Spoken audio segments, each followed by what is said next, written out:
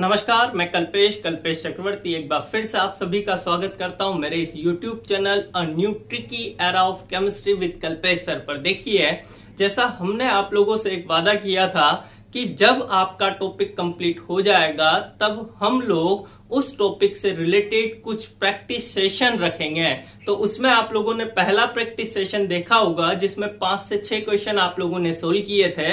ऐसे ही आज कुछ धमाकेदार क्वेश्चन जो किन्हीं प्रतियोगी परीक्षाओं में आप लोगों से पूछे गए हैं उनके बारे में हम आज डिस्कस करेंगे। तो करते हैं सबसे पहले क्वेश्चन के साथ। व्हाइट बोर्ड पर लिखा हुआ है आप लोगों के पास। पहला क्वेश्चन बिल्कुल ध्यान से पढ़ें क्योंकि मैंने पहले भी कहा है शब्दों के हेर फेर में ही क्वेश्चन गलत होता है। क्वेश्चन को पढ़िएगा बिल्कुल ध्यान से। एक इलेक्ट्रॉन एक 4D कक्षक का है, कौन सी क्वांटम नंबर संभव नहीं है?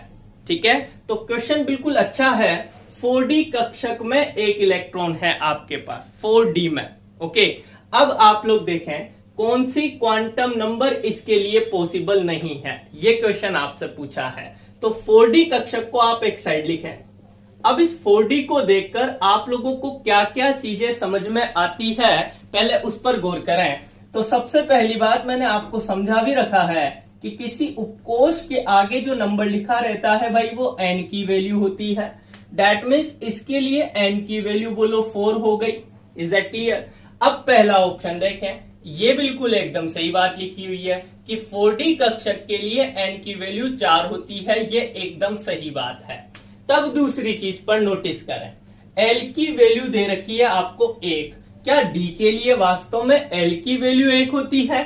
तो हम लोगों ने पहले पढ़ रखा है कि 0 1 2 3 L की वैल्यू होती है, 0 होती है S के लिए, 1 होती है P के लिए, 2 होती है D के लिए और 3 होती है भाई F के लिए। दैट मीन्स D के लिए तो L की वैल्यू ऑलवेज 2 होती है, लेकिन आपके पास 1 लिखी हुई है। दैट मीन्स गलत आंसर मिल चुका है आपको। गलत आंसर समझ गए? जो गलत है वही हमारा सही है। That means B option correct है। लेकिन अभी मैंने कहा ना एक्सप्लेनेशन के साथ एक एक क्वेश्चन सोल्व करेंगे आप लोग, तो सी और डी क्यों नहीं है इस पर भी गौर करेंगे आप लोग। आपको पता है कि डी में 5 कक्षक होते हैं भाई, ठीक है। इनके नाम आपको पता है, dxy, dyz, dz square, dxz और dx स्क्वायर y स्क्वायर।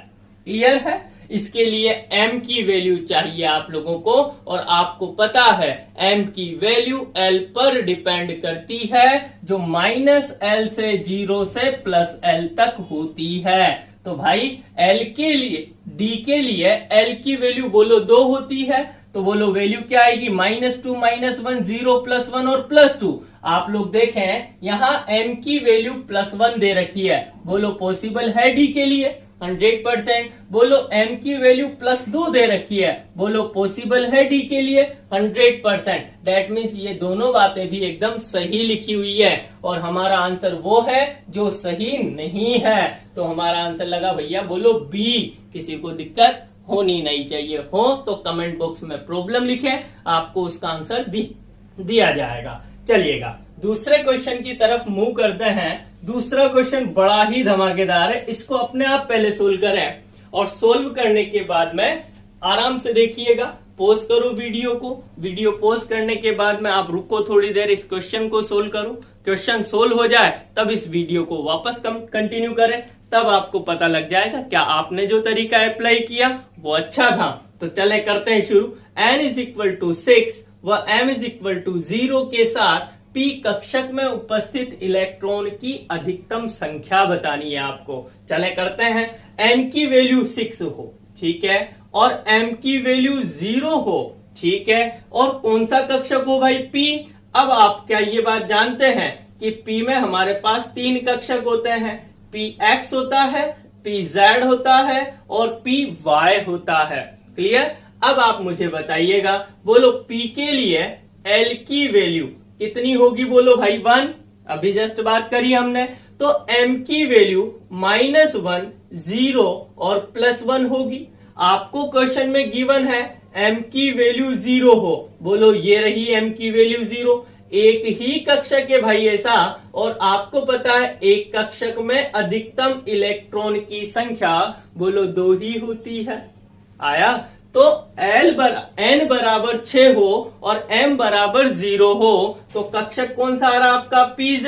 और pz कक्षक बोलो एक ही कक्षक है, एक कक्षक में अधिकतम इलेक्ट्रॉन की संख्या बोलो 2 होती है। दैट मीन्स हमारा आंसर सी लिखना भूल गए थे, कोई बात नहीं है, आंसर लगेगा आपका सी, बोलो 2 इलेक्ट्रॉन हो गए। समझ में आया? तीसरे क्वेश्चन की तरफ मूव करते हैं। यदि l बराबर 3 हो तो कक्षकों का प्रकार बताना है आपको और साथ ही साथ संख्या भी बतानी है। कक्षकों का प्रकार और संख्या भी बतानी है। जब l बराबर कितना हो आपके पास 3, अब आपको ये बात पता है, वापस से वही बात 0, 1, 2 और 3, बोलो S, P, D और F, बोलो F के लिए L की वैल्यू 3 होती है। दैट मीन्स जो आपको L दिया है ना भैया, इसका मतलब सबसे पहली चीज पकड़ में आ गई आपको कि कौन सा कक्षक होगा, बोलो F। क्लियर? कक्षकों का प्रकार तो F कक्षक होंगे सारे, वह संख्या भी बतानी है। अब आप लोग मुझे बताएं, F उपकोष में, किसी उपकोष में अधिकतम कक्षक निकालने हैं। उपकोष में क्या निकालना है आपको? कक्षक। बोलो फॉर्मूला आप लोगों को पता है, 2l + 1 होता है, याद आ गया होगा।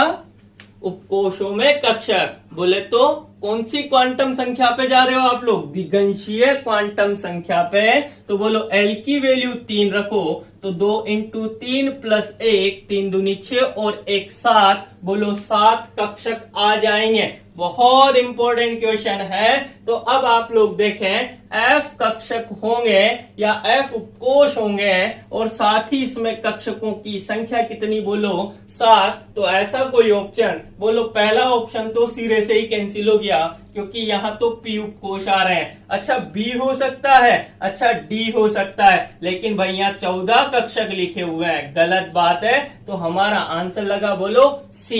क्या मेरा तीसरा क्वेश्चन आप लोगों को समझ में आया? आना चाहिए भाई। चले चौथे क्वेश्चन की तरफ मूव करते हैं। यदि n बराबर 3 हो तो l का सही मान होगा। बहुत इंपॉर्टेंट क्वेश्चन है, कोशिश कीजिएगा आप लोग इसे वापस से सोल्व करके देखें। तो देखिएगा, n की वैल्यू आपके पास 3 है, ठीक है, और l का सही, n बराबर 3 हो तो l का सही मान क्या होगा? अब आप लोग खुद ही बताएं मुझे। आपको ये बात पता है कि l का मान n पर निर्भर करता है, बोलो सही है, जो 0 से n-1 तक होता है। जिसको ये बात नहीं पता है, आप लोग देखें मेरी क्वांटम संख्या नंबर 2, दिगंशीय क्वांटम संख्या, उसमें ये लाइन लिखी हुई है आप लोगों ने कि L का मान n पर डिपेंड करता है जो 0 से n-1 तक होता है। अगेन बोलो n की वैल्यू आपके पास 3 है, तो 0 से बोलो 3 - 1 बोले तो 2 तक होगा, तो 0 होगा, 1 होगा और 2 होगा। किसका मान? L का मान। तो भाई पूछ भी तो ही रहा है, n बराबर 3 हो तो L का सही मान क्या होगा? 0 भी हो सकता है, 1 भी हो सकता है, 2 भी हो सकता है। तो 0 हो सकता है, 1 हो सकता है और 2 हो सकता है। तो यहां देखें सी ऑप्शन शायद 2 ही लिख रहा होगा। यदि n बराबर 3 हो और L का मान सही वाला ढूंढना है तो 0 भी होगा, 1 भी होगा, 2 भी होगा। दैट मीन्स ये तीनों मान पॉसिबल है और आपका जो आंसर लगेगा वो D लगेगा। क्वेश्चन में थोड़ा सा करेक्शन हम लोगों ने कर दिया, हो जाती है भाई, प्रिंटिंग मिस्टेक है, ठीक है। तो 0 भी होगा, 1 भी होगा और 2 भी होगा। दैट मीन्स L के सारे मान पॉसिबल है जो इस क्वेश्चन में गिवन है आपके पास। Is that clear? चलें पांचवें क्वेश्चन की तरफ मूव करते हैं। n बराबर 4 वाले इलेक्ट्रॉन्स के लिए m के कुल मान कितने होंगे? बड़ा ही अच्छा क्वेश्चन है। n बराबर 4 वाले इलेक्ट्रॉन्स के लिए, जितने भी इलेक्ट्रॉन हैं जिनके लिए n बराबर 4 हो, उनके लिए m के कुल मान निकालने हैं आप लोगों को। तो अब आप लोग नोटिस करें, m का मतलब क्या है यार, कक्षक ही तो है, कक्षकों का अभिविन्यास ही तो है। दैट मीन्स आप लोगों को कुछ नहीं करना है, n बराबर 4 के लिए अधिकतम कक्षक निकाल के बता देना है। अब बस आप मुझे ये बता दें, क्या आपको ये बात पता है कि किसी भी कक्षा में अधिकतम कक्षक निकालने हैं आपको, अधिकतम कक्षक निकालने हैं। कक्षा में अधिकतम कक्षक निकालने, फॉर्मूला क्या कहता है बोलो, n square. Is that clear? तो बताएं, n की वैल्यू आपके पास 4 है, तो 4 का स्क्वायर बोले तो 16। बोलो कितने कक्षक होंगे, 16 कक्षक होंगे। दैट मीन्स m के भी कितने मान प्राप्त होंगे आपको, 16 ही मान प्राप्त होंगे। याद आ रहा है कुछ, शायद आ जाए। देखो जैसे आपको पता है 4s होगा, 4p होगा, 4d होगा और 4f भी होगा, क्योंकि n इज इक्वल टू 4 है ना भाई। तो बोलो इसमें तो 1 कक्षक, इसमें 3 कक्षक, इसमें 5 कक्षक, इसमें 7 कक्षक। Is that clear? तो बताओ इसके लिए m का मान 0, इसके लिए बोलो -1 0 +1, इसके लिए बोलो -2 -1 0 +1 और +2, और इसके लिए देखो -3 से लेके कहां तक बोलो, +3 तक 7 मान आएंगे। 7 इसके, 5 इसके, 3 इसके और 1 मान इसका, कुल मिला के टोटल मान कितने हो गए आपके पास, 16। दैट मीन्स मेरा अगेन आंसर आ गया भाई सी। समझ में आ रही है मेरी बात है? अब अगली बात, छठे क्वेश्चन पे पहुंचता है। बड़ा ही अच्छा क्वेश्चन है। इस क्वेश्चन के लिए मैंने ऑप्शंस नहीं लिखे हैं, क्योंकि अब आप लोग सब सीख चुके हैं, इसलिए मैंने ऑप्शन लिखना उचित नहीं समझा है। 7px के लिए n, l, m और s के मान कैलकुलेट करने हैं आपको। अब आप लोगों को आ चुका है कि सर n का मान कहां लिखा जाता है। जो एसपीडीएफ उपकोष होते हैं, इनके आगे जो वैल्यू होती है वो n का मान होता है। दैट मीन्स n मेरे पास 7 आ चुका है, आपके भी आ गया होगा। अगली बात, L की वैल्यू उपकोष को देखकर लिखी जाती है, और आपका जो उपकोष है बोलो P उपकोष है। आपको पता है L की वैल्यू 0 1 2 और 3, बोलो S P D और F। नाउ P के लिए L की वैल्यू अगेन बोलो 1 आ जाती है, तो बोलो L की वैल्यू 1 हो गई है। अब बात आ रही है M की। M की वैल्यू क्या होगी, और M की वैल्यू किस पर डिपेंड करेगी, L पर, जो -L से 0 से +L तक होती है। और इनके नाम आपको पता है Px, Pz और Py होता है। बोलो +1 0 -1 भी होता है। दैट मीन्स Px के लिए ही बात हो रही है, और Px के लिए बोलो m की वैल्यू प्लस या माइनस का 1 लिखा जा सकता है। Is that clear? और फिर s का मान पूछ रहा भाई, s चक्रण के बारे में बताती है, और चक्रण की बात करो तो इस px में 2 इलेक्ट्रॉन पॉसिबल है, और दोनों विपरीत चक्रण वाले ही आएंगे। इसका मतलब इसके लिए s की वैल्यू प्लस और माइनस का हाफ हो सकता है। बोलो क्या मेरी चारों बातें समझ में आ गई? एक बार फिर देखिएगा, n का मान कहां लिखा रहता है, एसपीडीएफ के आगे लिखा रहता है। ठीक है, जैसे मैं कहूं 4s के लिए n की वैल्यू बताओ, आप लोग बताएंगे 100% 4। ठीक है, फिर मैं बात कर रहा हूं px, मतलब p उपकोष है, और p उपकोष के लिए बोलो l की वैल्यू कितनी हो गई भाई, 1। ठीक है, फिर उसके बाद m की वैल्यू देखनी है। m कैसे देखेंगे बोलो, तीनों कक्षक बनाए, इनके नाम लिखे हैं px, pz, py, और आप देखें px के लिए m की वैल्यू -1 और +1 दोनों हो सकती है, तो मैंने m की वैल्यू प्लस और -1 लिख दी है। और s की वैल्यू आप लोग नोटिस करें, बोलो 2 इलेक्ट्रॉन इसमें भरे जाते हैं, दोनों विपरीत चक्रण वाले भरे जाते हैं। दैट मीन्स उसके लिए s की वैल्यू प्लस या माइनस हाफ होगी, क्योंकि आपने कहा था कि इलेक्ट्रॉन यदि क्लॉकवाइज रोटेशन कर रहा होगा तो प्लस हाफ, और एंटी क्लॉकवाइज रोटेशन में -हाफ s की वैल्यू होती है। बोलो ये बात समझ में आ गई? और जिसको ये बात समझ में आ गई, तो ये आप लोगों के HW दे देता हूं, मैं होमवर्क दे देता हूं। आप लोग इसके लिए मुझे चारों क्वांटम संख्या निकाल के कमेंट बॉक्स में कमेंट करेंगे। कर दोगे ना भाई? बहुत मेहनत हो रही है आप लोगों के लिए, बहुत अच्छे अच्छे क्वेश्चंस ढूंढ रहा हूं मैं, ठीक है? तो आप लोग इनको प्रैक्टिस में लें, आपके टॉपिक्स कंप्लीट होते ही जाएंगे। तो चले आज का आखिरी प्रश्न, पूरी जान लगा देना इस क्वेश्चन पे, मेरे साथ साथ एक एक बात को सीखिएगा। निम्न में से कौन सा क्वांटम नंबर का समुच्चय सही नहीं है?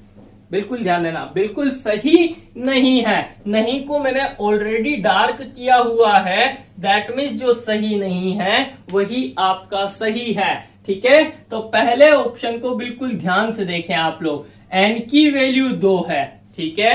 l की वैल्यू 0 है। बताओ फटाफट कौन सा उपकोष होगा? मन ही मन आंसर दिया करें भाई, s उपकोष होगा। क्या s के लिए m की वैल्यू 0 होती है? 100% होती है। और s की वैल्यू तो कुछ भी हो सकती है भाई, प्लस का हाफ भी हो सकता है और माइनस का हाफ भी हो सकता है। दैट मीन्स ये तो एकदम सही बात लिखी हुई है। तब चलते हैं बी ऑप्शन की तरफ, बहुत अच्छे से देखो। n की वैल्यू बोलो 3 है, ठीक है? l की वैल्यू बोलो 1 है। 1 किसके लिए बोलो? p के लिए ना। अच्छा, p के लिए m का मान -1, 0, +1 कुछ भी हो सकता है।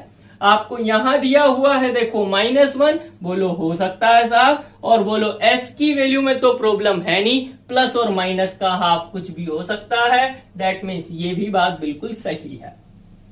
सी ऑप्शन पे आते हैं, ध्यान देना।